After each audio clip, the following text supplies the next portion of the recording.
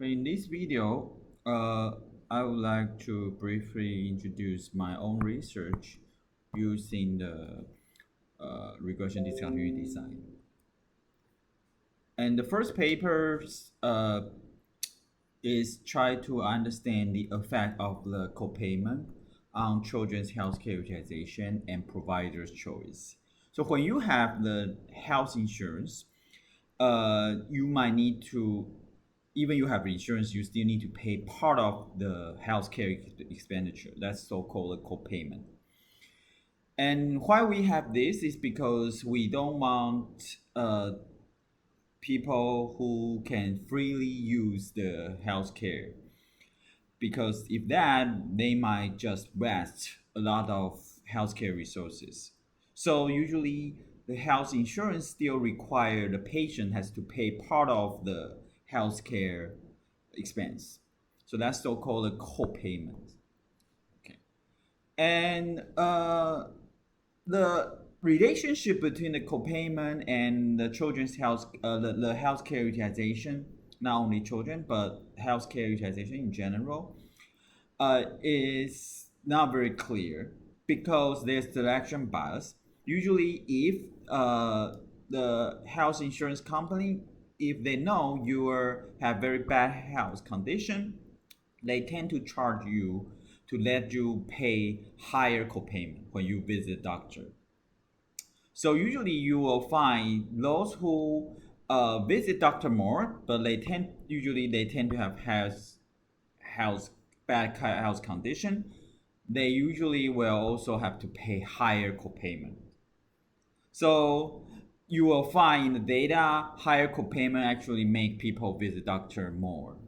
But does this means people the copayment make people increase their healthcare utilization? It's not necessary. It's basically just due to this selection bias.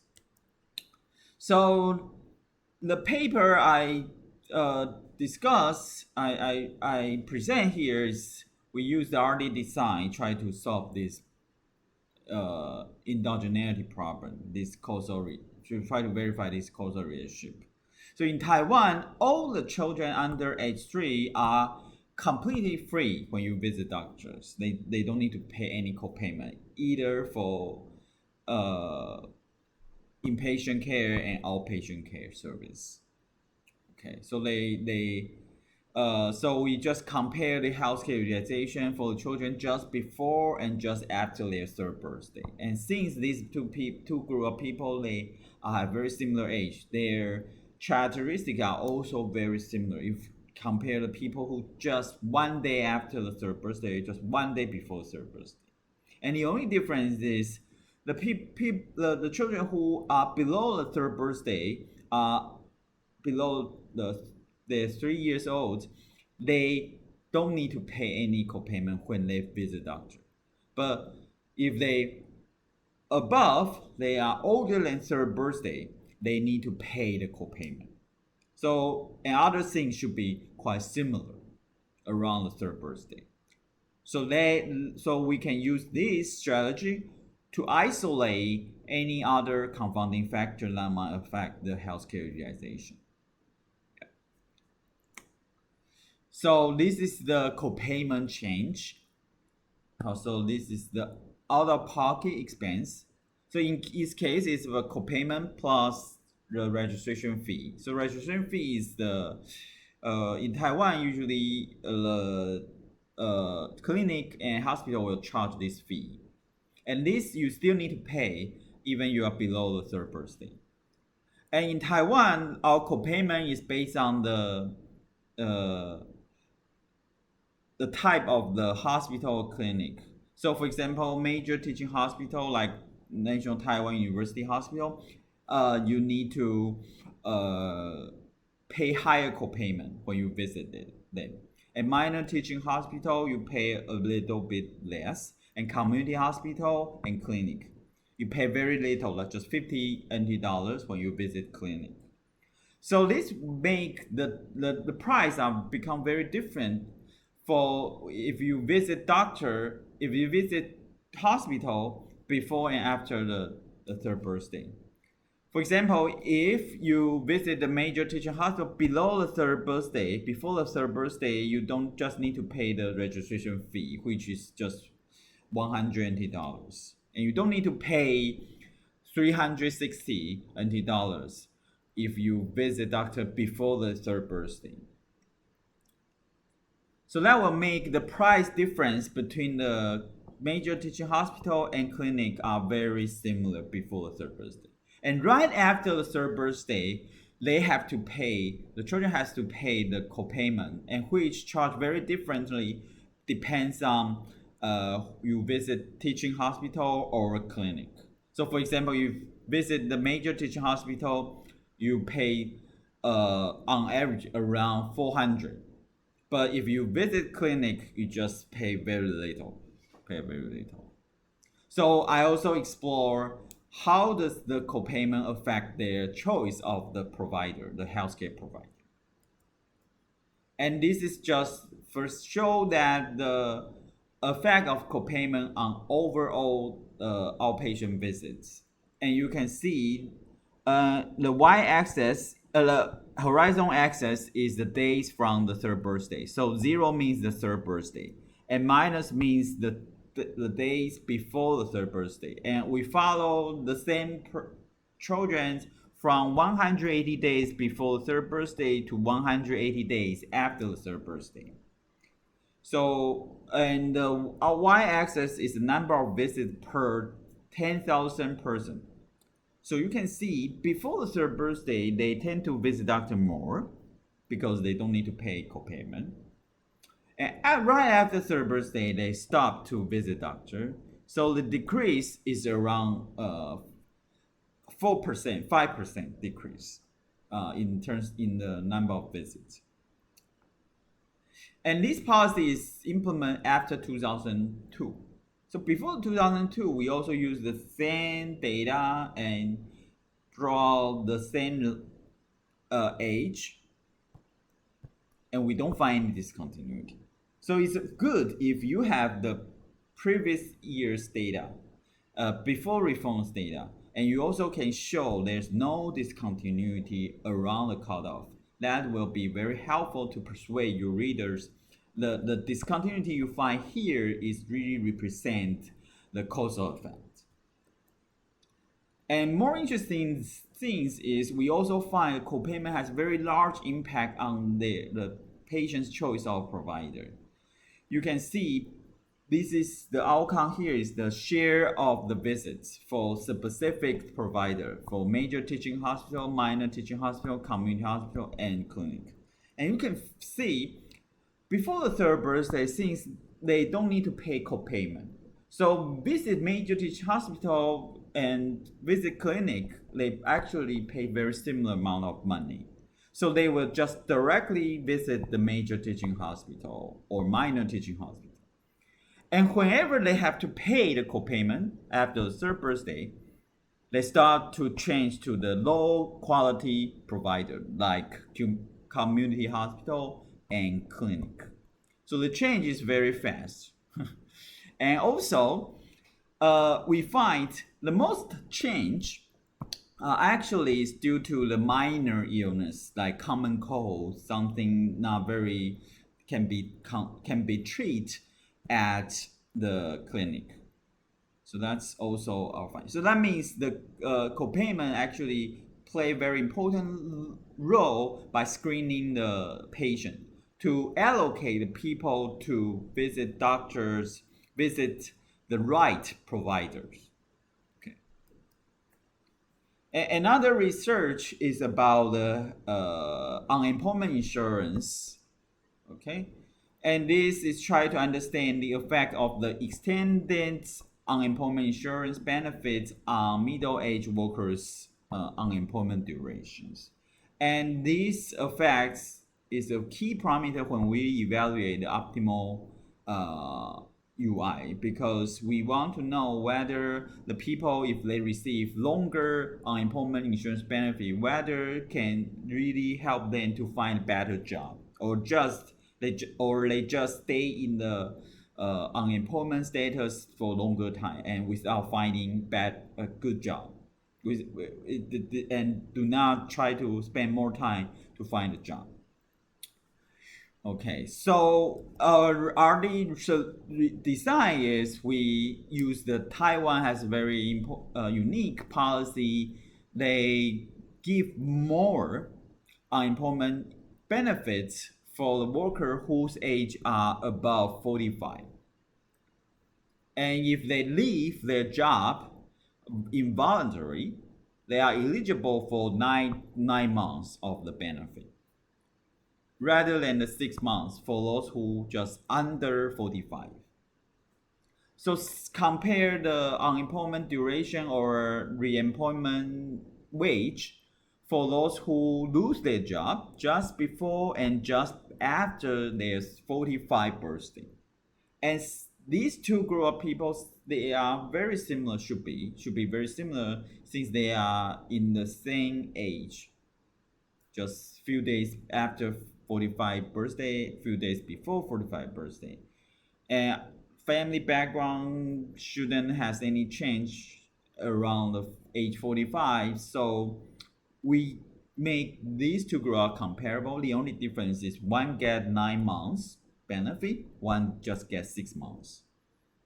And we find the unemployment duration for those who lose their job above 45 years old. They actually stay in the unemployment status longer time, around 50 days longer. 50 days longer. So you extend 3 months, 270 days benefits. They will stay in the unemployment status for 50 days. 50 days. Okay. So they have extra 50 days try to find a job. Do they find better job? So we also look at their reemployment wage. We don't find any difference. So that means the extended unemployment benefit may not really help people to find a better job. So that means maybe this is not really help they to get the better to find the bad to raise their reemployment wage. Okay. So finally, my third research using the RD is about the curriculum and national identity. And we want to understand the effect of the history curriculum, especially for junior high school students, on their national identity, Taiwanese identity. And that's very important and has issue in Taiwan and create a lot of debates. And their selection bias is government could change the content of textbook based on the social change, just due to the public opinions. So they want to change. So we need to distinguish the social trend and the curriculum's content. So we use RD to distinguish these two by comparing the closed cohort. That is, use these policy change. That is, the Taiwanese government implement a new curriculum for the students who attend junior high school after September 1997. So you study the junior high school after September 1997. You will study at least 1 year Taiwanese history, Taiwanese geography, and Taiwanese society. And before the 1997, September 1997, that means the previous academic year, you will read the Chinese history for all the 3 years of your junior high school. So for those who enter the junior high school after September 1997, means they are born after September 1984. So these people have to read a new textbook and focus on the Taiwanese history. And those who born before the September 1984, like me, I have to read the old textbooks and more focus on the China. Okay. So we compare the national. So we want to know whether this curriculum change in curriculum really affect their identity, their national identity. Whether they think they are Taiwanese or Chinese or both. So we compare their identity for those who born right before and right after the September 1984. Since they cannot really change their birth timing because they don't know, their parents don't know there's the reform happened in the 1997. And also we compare the people who born after, right after the September 1984, right before. And these two group of people, these two cohorts, they should experience similar political change and also similar social trend. And the only difference is one read the new textbooks, one read the old textbook. And this is the raw data. And from this raw data, you can find actually there's some impact. So this is the horizon axis is academic year of entering the junior high school. So 1997 means they born between the 1984 September to 1985 August. And 1999 academic year means people who born between the 1983 September to 1984 August. So they entered the junior high school in 1996 academic year. So you can see, and y-axis is Taiwanese identity, and you can see for the previous, before the reform, the academic year, the Taiwan identity is around 68, and right after 1997, they have some jump around 80%.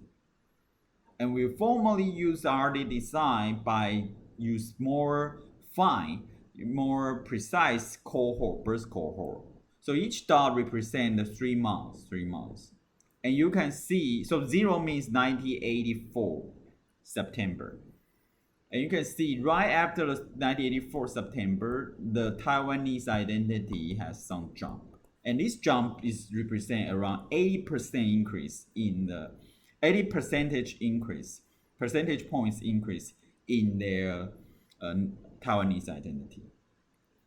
And this is quite large increase because the baseline is around 60%. So only 60% of the people who think they are Taiwanese.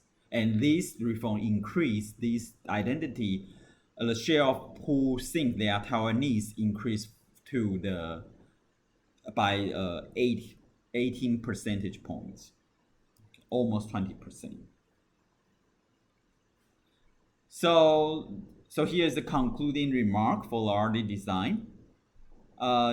First step, you draw the graph, either for outcome or for the treatment variable by assignment variable. And then you can use either parametric approach or non-parametric approach, try to estimate regression. And then you might need to test the validity of your RD design, for example, whether the density of the assignment variable has any discontinuity or the covariates are balanced.